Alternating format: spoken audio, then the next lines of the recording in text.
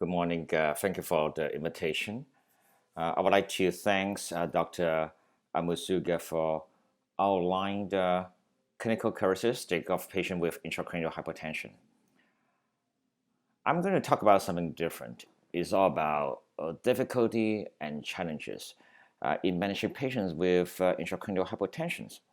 There will be two areas that I'm going to cover. One is from the clinician perspective, how we face the difficulty in diagnosing and managing patients with intracranial hypotension. The other is from the patient perspective or the access of care, or what we call the inequality of health, which is the theme for this meeting. When I read the story of Brooklyn Mills, it broke my heart.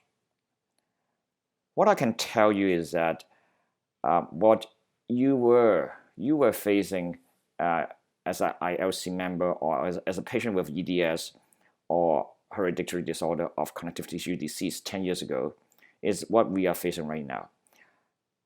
We are very, very behind you. So I hope through this meeting, we will lobby and get us some support and raise awareness of the problem of intracranial hypotension, especially the access of care. And this is what I would like to highlight as a part of my lecture. This is my disclosure slide. I'm in the medical advisory team of the newly formed patient advocate called CSF League Canada. The four areas that I'm going to talk about are the diagnosis, the challenges in understanding the etiology, and a challenge in managing patients who have intracranial hypotension and also have the hereditary disorders of connective tissue disease. And finally, yes, I will talk about the access of care. Since this is a joint meeting, not everyone of you are familiar with what intracranial hypotension look like. I'm just going to give you a typical scenario, something that I think Dr. Amusuga have highlighted. This is quite typical. It is what I usually see 10 or 15 years ago. Things become a little bit more complicated in the last 5 to 10 years. This is a 45 years old lady who have developed headache 3 months ago. And that type of headache is very position related. So as soon as the patient lie down, there's no headache, but the patient get up, within a few minutes, the patient have a headache. And there's no previous history of trauma, banging the head, or epidural intervention like a dural puncture. Seen by the family doctor and was treated conservatively with medication, Tylenol, and none of that worked. There's no neurological symptoms except the feeling of like some water in the ear, and the headache became constant. So it's just even lying down to still have headache, but still compared with getting up, the headache is better with lying down. And because of her disability from the headache, so she finally was referred to a neurologist and the MRI was booked. So have the MRI done, showed we call the typical stigmata. Yes, when we diagnose patient with SIH, spontaneous intracranial hypotension, the brain basically, the skull is very fixed. You have the brain substance, you have the blood, you have the cerebrospinal fluid, CSF. When you are losing CSF, you cannot get more cells, get more brain. And what you can do is to pump more blood there. That's why you have what we call hyperemia. So it'll be white here is actually the blood. And the brain shrink a little bit because of losing the fluid. So as a result, it sucks in some of the fluid collection outside the brain. We call subdural fluid collection. And the venous system, there will be some engorgement. They try to find where's the leak, most of the time in the spine, but when they look at the spine, there's nothing.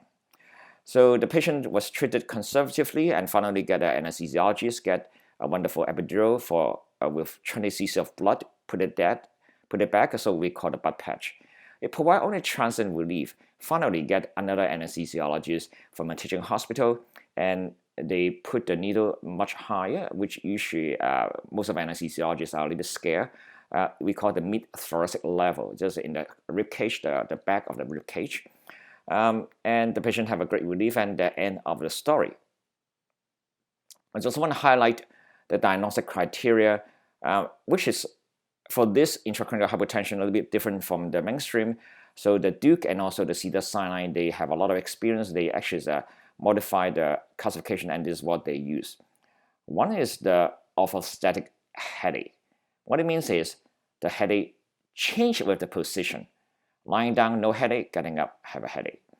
And the presence of at least one of the following. So if you put a needle into the spine and measure the pressure of the fluid inside, it's low. So 6 millimeter is actually 6 centimeter. It's the same. So it's not a lot. So 10, 15 is a good number. Less than 6 is fairly low. A demonstration of an active leak. So if in the MRI of the spine you see some fluid collection, yes, wow, this is fairly straightforward, just like a plumber. If you see the floor, there's water. Yes, we know there's a leak. There is a stigmata of the MRI of a brain. Means there's some changes, what I highlight in one of the slides. And there's no recent history of the dural puncture. Yes, quite obviously, so because it's not a post-dural puncture headache. And there's no other things, no other factors that can attribute to this. So just to highlight a few things. Orthostatic headache is an important diagnosis. Low pressure is also important diagnosis. And stigmata of the brain in the MRI. Okay, so the challenges in diagnosis is we know that nothing is perfect, nothing is 100%. The partial headache doesn't happen in all, it happens in 70 to 80%. Low pressure headache happens in 50 to 80%, and a typical MRI in 60 to 85%. So how can we make sense, or how can we make a diagnosis? Well, first of all, understand why is the case. So this is important.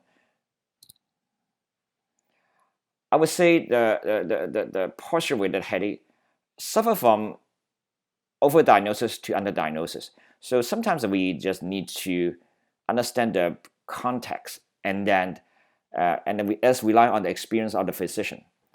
One is the overdiagnosis. So every time when there is a change in posture, you have a headache, we say, wow, it's a posture-related headache. But if you listen carefully, a lot of time,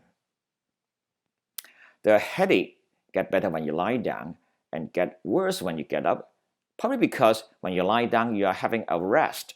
When you get up, you may have some movement, you may be walking around, and you are having just movement-related headache. So almost every headache, I won't say every, sorry, almost a lot of headache have the characteristic that you get worse when you're exertion, when you're moving, and get better to a certain extent when you lie down. Migraine, even the common headache, the tension headache, you lie down or you have a rest, you get better. So this is actually fairly common. So having a posture changes maybe actually because of the rest versus not resting. Just to give you some idea about migraine headache.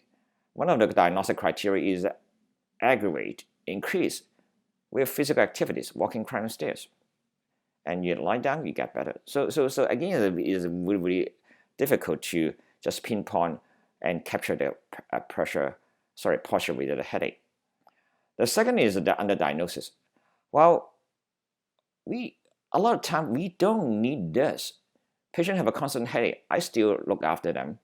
I count them as intracranial hypotension. The reason is, yes, initially they may have some posture-related headache. But there's a phenomenon called central sensitization. Just to give you a sample, say someone who have a herniated disc and they have a pain down in the southern nerve. Okay, but then when the disc removed by surgery, the patient still can have a generalized back pain. And probably one of the reasons is fairly widespread for pain physician in our knowledge and understanding, because when you have pain, you can actually activate a local neural circuitry, and then they have a memory. So even though the offending factor like the disc here removed, they still can memorize and can causing the sensation of pain. So if you think about this, The pain-sensitive structure in the skull inside is mainly the dura. The brain, they don't have much sensitive structure for pain, but if you have an intracranial hypotension, the brain becomes saggy, sagging down and drag on the dura. You keep dragging on this over a period of time. The neurocircuitry remember this, so they will have a headache whether you lie down. So having a constant headache, I will not exclude them, but I usually try to ask whether initially there is we call pressure-related headache to start with. All right, the second is about the low pressure. The intracranial hypotension, as the name applies, the pressure has to be low. So the cerebrospinal fluid pressure usually is around 10, and when it's less than 6 centimeter of water or 60 millimeter of water, pressure is deemed to be low. Well, what is the pathophysiology of the intracranial hypotension? Is it, as the name applies, it is defined by the decrease in pressure, or is it decrease in the volume, which makes sense because there's a loss of the cerebrospinal fluid? Well, the expert in the literature say it's neither. It's related to the cranial-spinal elasticity or the compliance. So the compliance is much better, much higher. So, or we call saggy. Saggy may be an easy term, and that's causing the relative drop and sense the brain sense is either in a low pressure or low volume. But there is a very good teaching slide from a neurologist in the CSF League Foundation Symposium 2017. He used a lot of beautiful slides and he spoke eloquently about this, but somehow it may be a little bit difficult to understand. So let me just using a very simple term to explain. The term called sagginess, sagging.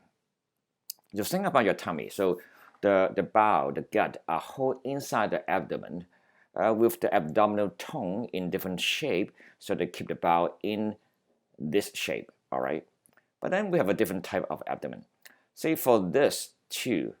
Now even in this patient, say he have a rectal prolapse, the gut just protrudes out, there is a leak, everything is, the gut is spilling down through the anus. Yeah, it is the case. But then when you measure the intra-abdominal pressure, because the abdominal wall is so good, you may not measure any drop in blood pressure, intra-abdominal pressure, even though there's a leak. The thing about this is they have no rectal prolapse, there's no sagging, but then because of the abdomen is so baggy, saggy, so in a relative term, when you measure the pressure, it's just low, although there's nothing wrong with this abdomen. So you see the contrast. Or the other way is contrast this too. Even though both are big tummy, there's a classical belly tummy with a lot of pressure inside, and this is saggy tummy. So you can sense that in this case, the pressure inside the gut will be low, the pressure inside the gut will be high. So it is the sagginess of the dura sac that holds the cerebrospinal fluid. That is the sense causing the symptoms.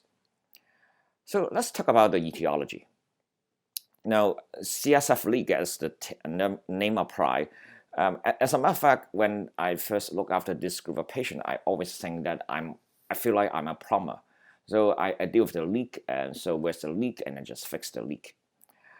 Yes, there is a 3 type of so-called leaks. So the first is actually the meningeal diverticuli.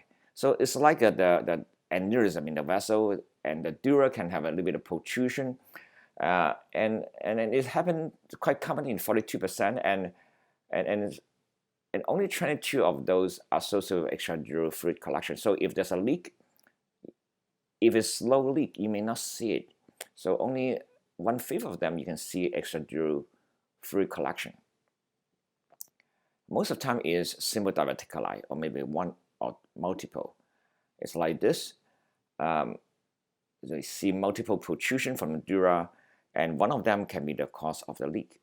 But there is something called complex, which is rare, or dural ectasia. So this is a very big dilated tube, or actually this is like saggy baggy dura. And itself, think about this, it can cause the low pressure, even though there's no leak. All right. So there's some pictures. So this is the normal nerve root coming out, and it's quite common in the spinal cord. When the nerve come out, it brings the covering of the nerve sheath, and here is quite commonly have those diverticuli. So it's one of them. So this is the nerve coming out, and the dura have a little bit like a cuff sleeve coming out, and here is where there's a saggy diverticuli, and this interrupt is a real one. And this is the one that you can see interrupt with a magnification. The other type of leak is related to a dural tear. So it's not from a diverticuli, it's just torn by something. And that's related to the disease, most likely related to the disc. And it makes sense that it's in the front of the spinal cord, we call ventral. And in this type, if you see this, most of the time you will see some extradural fluid. Now, let me just say why it's so common to see the fluid in this. The other one is not, because diverticuli is common in the nerve sheath, in the nerve root. So when it leak out, it's not really exactly inside the spinal column. It's in those side holes, the holes on the side. So you may not see it properly, but this one you can. So I think people describe this, and we have seen quite a lot as well. Now, just as simple as this. Here is not that evident, but just this protrusion here, and some of this can actually can causing pressure and causing a tear of a dura. And here is the CSF mixed with the contrast, and you can see here there is a leak. So you can see there's nothing here. Suddenly, actually, you see a leak. Let me just play the. Let me play a game. So there's nothing, and suddenly see the leak, and it's just coming out. And you can see actually the dura, there's a real hole there. And I have to say, in our practice, we see a lot of time is related to this. Usually this causing pressure, but it's when it's calcified that is a killer. And that is actually quite common as well. So the good news is, if it's a calcified disc, we can easily see it. The bad news is, if it's a case, most of the time a blood patch won't work well. We resort to surgery. So this is the spinal column. You can see there is a calcified disc. So there's disc protrude and become calcium. So how does it look like? So this is basically the disc protrude and become calcified. It's almost like a knife cutting on the dura. And even you put some blood over there, it's not going to last long, because it's a sharp knife, keep shearing and cutting on the dura. You need surgery. It's just assumed, just let you know, it cut on the dura. All right, so there's a little bit more pictures. So typically you need a repair. So this is the same calcified disc protruding out through this hole. The next cause of the leak is called the venous fistula. It was thought to be not that common, that maybe just a few percent, but with some contribution from the Toronto, Dr. Richard Farb, he performed a technique called digital subtraction myelography, in which he put a lot of contrast, around 30 cc or more, into the intrathecal space. That means within the fecal sac. And because of putting a high volume, it insufflates the baggy, saggy dural sac. And if there is anything that is slowly leaking out, it will be more evident, because it just increases the pressure there. And this in particular, and when the leak is not like a simple hole and leaking out, when in this situation, the cerebrospinal fluid, the fluid go directly into the venous system. Look at here. So the instead of leaking outside the dura, it just swallow inside the venous system. So in that case, one of the very special feature is that there's no cerebrospinal fluid collection. In the MRI, you cannot see any fluid collected over there, because it's just swallowed and drained into the venous system. Venous system get bigger and swallow them. It's quite common in the thoracic area. And the key for diagnosis is a digital subtraction myelography. So the other key feature is instead of just giving a high volume, we put all the important structure just negative. So the bone is negative, everything is just gray. So you can see the contrast much better because of the contrast differences. The difference that we perform this compared with the other center is because Dr. Richard Farb in our center, he performed in 3 different directions. It makes a difference because sometimes it's so difficult to detect. You can only find in a certain position, but you just don't know whether it's in the prone position when you're lying on the tummy, on the left lateral position lying on the left side, or right lateral position. So he performed this in 3 different positions, so he gave a very high detection rate. And because of this, the major center think that it's not rare, it's around 1/4 of the contribution, especially in MRI. You don't see the free collection. This is how it looks like. It initially is very subtle, so you don't see anything in particular. And then when you actually scan a bit more, you see this coming out. It's not leaking out. It just goes into the venous system. And here you can trace it fit into the contour of the venous system. Now, next area I want to talk about is the presence of the intracranial hypotension in the patient with hereditary disorder of connective tissues. So what are the challenges or difficulty? For a few reasons. One is the partial headache. Remember, one of the hallmarks in diagnosing intracranial hypotension is headache related to the position. Lie down, you get better. Get up, you have a more headache. Now, first of all, the headache, the prevalence is high in EDS. The study even quote around 30–40%. And the second is the common presence of we call POS, postural orthostatic tachycardia syndrome. So it's related to when you get up, you have a tachycardia discomfort. So any discomfort that you have in the neck, you will sense it, you will be more comfortable when you get up.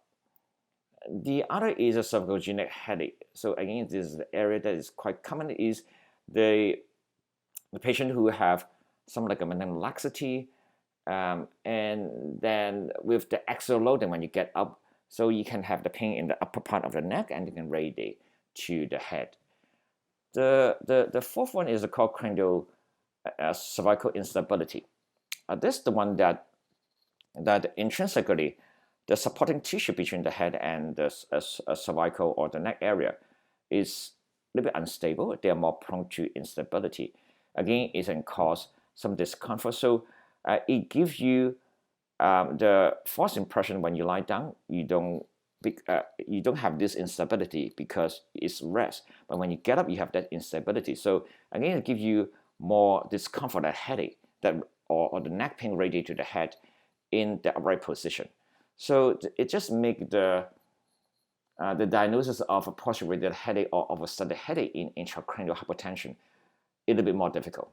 And second is a different etiology. Remember, in patients with connective tissue disease, the dural sac is more baggy. So it have a change in compliance. So anytime when you get up, it just exaggerates the differential of the compliance, or a little bit more baggy when you in the lower part of the spine, and accommodate more fluid and make the pressure a little bit lower. And treatment of this is difficult because there's no leak, and sometimes actually I think Dr. Schurig from California, he performed something called myeloplasty. Just like when you have a very saggy, baggy tummy, you just plicate the tummy to make it look tight. Same thing that he did when there is a saggy, baggy dura, and when we cannot find any leak, he just plicate the dura and make it tight. The third is a treatment and risk and prognosis. So there is case report and show that actually in patients who have connective tissue hereditary disorder of a connective tissue, or EDS, you don't take the dural puncture you don't take the butt patch lightly, because if just for God forbid you puncture the dura, the consequence will be much more unforgiving. One of the case report is people do a needle patch from the side, a side hole, not the epidural, but from the side of the epidural. And just somehow it was a little bit baggy-saggy dura, they puncture it. And as a consequence of this, it caused so much leak. And the leakage itself are so huge that it compresses on the nerve. So it's not something, well, why not just do it? Well, there is a price to pay, because in case there is any complication, patients with HTCT are much less forgiving. The second is a recurrence. We learned this in the last 5 years. We only have a surgeon willing to operate on the patient recently in the last 1 or 2 years. In the past, we have been referring patients to US. We find that when they diagnose there is a hole, they suture this, they don't get recurrence. But for those with EDS or hereditary disorder of a connective tissue disease, the recurrence is possible, and it can be after a few years. The analogy of this is, think about you have a saggy-baggy, a 20 years old pants.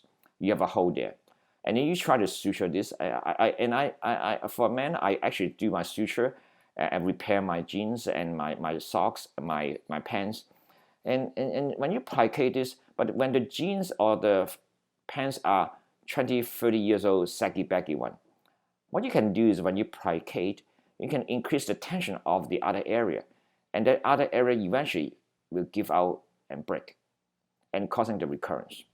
So this is the treatment difficulty we observe. The last area I want to talk about is the access of care. Now, who are we? In Toronto, I've been managing this population 20-something years ago. At that time, I joked to most of the neurosurgeon or neurologist who referred to me. I say, well, probably you see one in a lifetime. Well, for those who are not too sure where is Canada, we are north of the United States. In the United States, there is a number of designated centers to treat the intracranial hypotension. I was in the meeting in US and find that, wow, this is eye-opener. But we don't have a dedicated program in SIH in Canada, period. Now, luckily for patients who have hereditary disorder of connective tissue disease or EDS, we have an EDS clinic supported by the Ministry of Health in Ontario. At least we have one in Ontario. We have nothing in Canada. As I mentioned, I studied 22 years ago, and 10 years ago, I start to see more and more. I would say every month I see one. And at that time, Dr. Richard Farb, we connect each other, and he had been quite instrumental because he also have an interest. But one of the key problems we both have is I'm a very busy Peng doctor and also anesthesiologist. Managing this problem, which used to be very rare, I spend probably, it's just actually less than 5% of my own clinical practice on my time. And for him, he is a neuroradiologist. He manages patients with aneurysm and different things. We both have an interest, but then it's a very small portion of our practice. And then 4 years ago, we reached a prime. We probably see up to 10 a month and more than 100 a year for sure. And the one become just very compatible with a designated center, and we receive a referral from East and West, and we don't know what to do. We already have an existing dedication to a lot of different activities. We are the leadership in a certain Peng program, and for him is a neuroradiologist in an aneurysm clotting. We just don't know what to do. And one of the difficulties we have is we don't even have a surgeon who is willing to operate on our patient. So even though we have a certain skill set, we just don't have the time. over a period of time, we have anesthesiologists, and I tried to garner more help and was not very successful. But last year, I was successful in making it as not just my problem. We make an on-call system, so now I spread to the other 6 anesthesiologists. We all share the problem. But then when it's challenging, they still get back to me. But at least I can have a week. I don't have to think about this, which is, I think, is important. We are all human beings. It is actually to have someone who have a full-time working in anything other than intracranial hypotension, but still have to cover all this. And then for interventional radiologists, and Richard Farb, he cannot have anyone.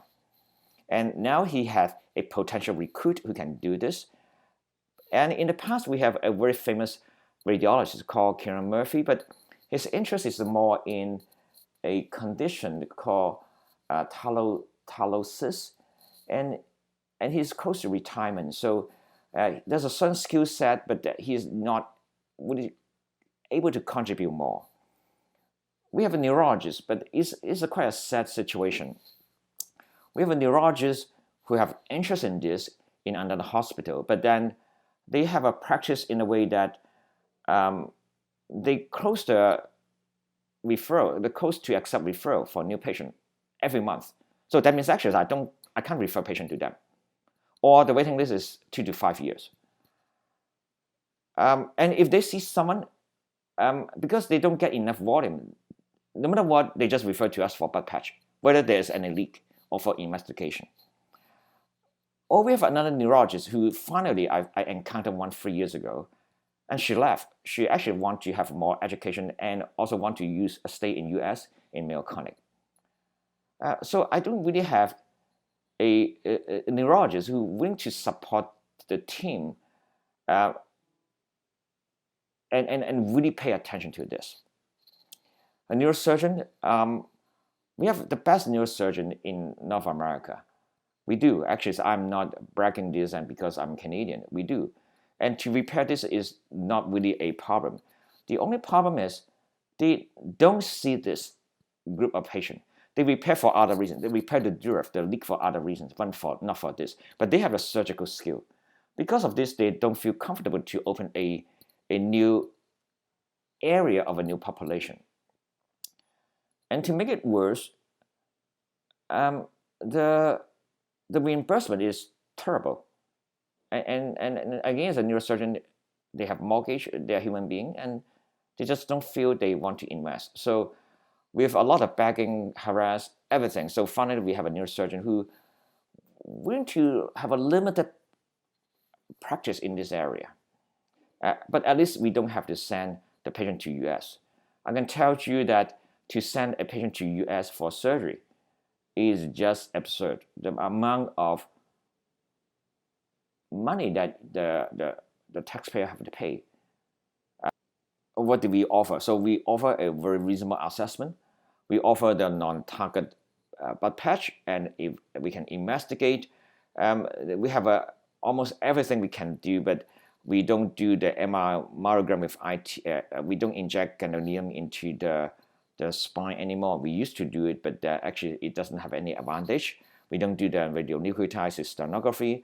We still use MRI of the spine. We are very good in doing digital subtraction myelography.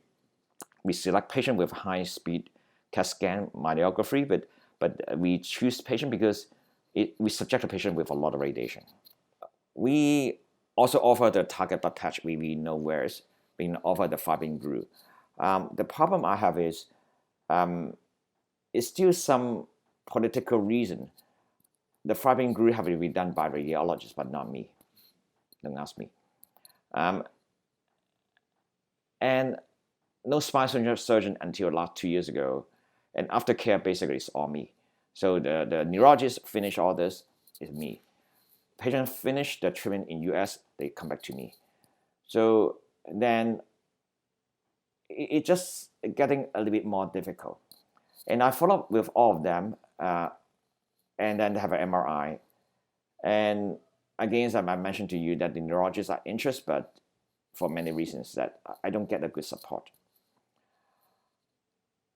Now, This is what happened in Ontario. Now, if you say Ontario is not sufficient, okay, so we give a grading like this. Yeah. Well, I would say Dr. Mazuga here, probably even worse. Well, they don't have an anesthesiologist who can do butt patch in different part of the spine. The anesthesiologist can only do in a lumbar spine. They don't have a designated, a skillful neuroradiologist to do digital subtraction myography. They may have a neurosurgeon that with a lot of a convincing discussion, then they can do it. Well, what about Quebec? Quebec is, they don't have a formal program. They have a very nice Montreal Neurological Institute, very nice group of neurologists. They have a group of interventional anesthesiologists who can do something, but again, there's something that they may not be comfortable, just like what I can do. They have interventional radiologists, but they don't do as much as Dr. Frapp have done.